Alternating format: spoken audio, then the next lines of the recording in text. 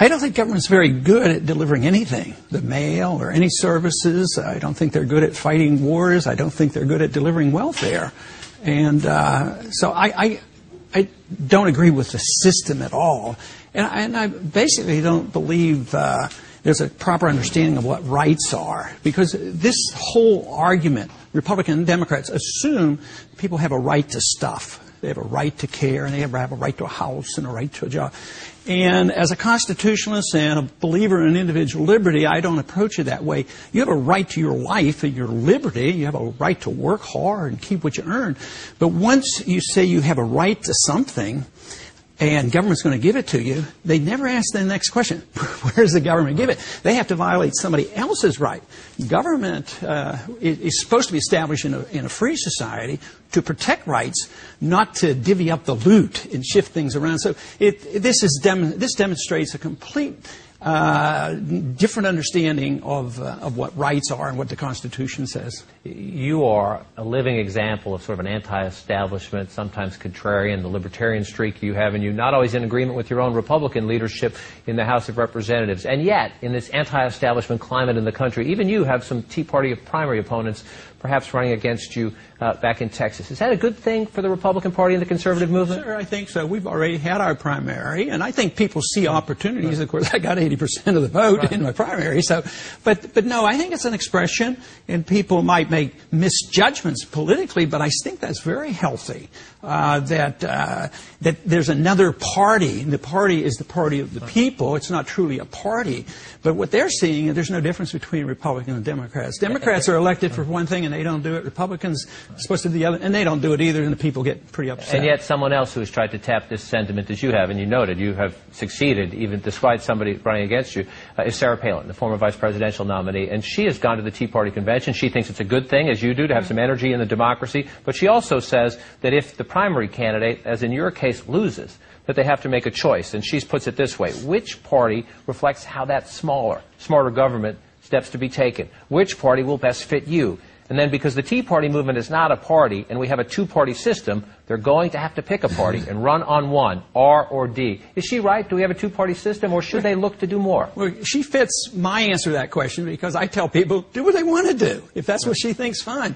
People ask me that all the time. What should I do? What should I do? Should I be a Republican, an independent, a libertarian? I say, just do what you want to do, and that's sort of a libertarian answer. But unfortunately, the laws are so biased against competition.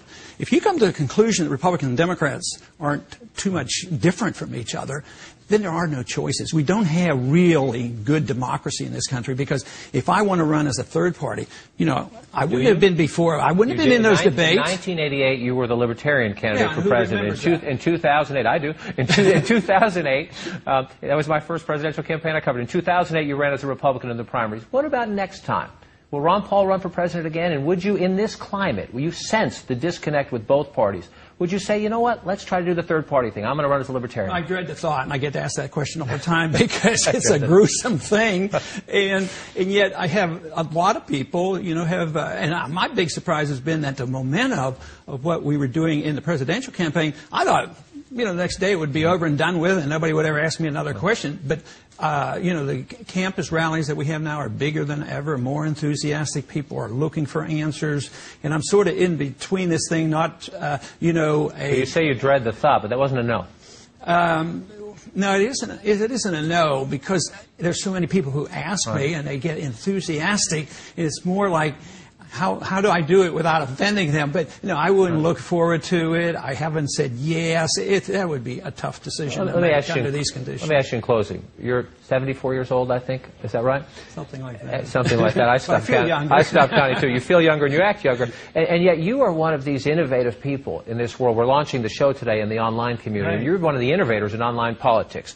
You have, and I want to show our viewers this, nearly 4,000 followers on Twitter. That's not enormous, but it's a good number. On Facebook, more than 183,000 friends on Facebook. And in the Internet fundraising community back in 2008, you were wildly successful, some $35 million, maybe a little bit more than that.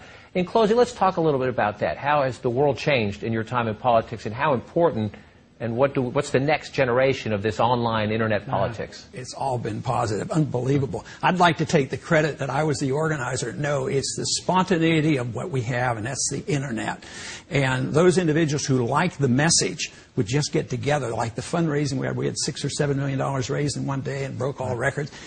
That wasn't because we had central economic planning. It was because people got enthusiastic. I say it's the message, and I just happen to be at the place of delivering that message.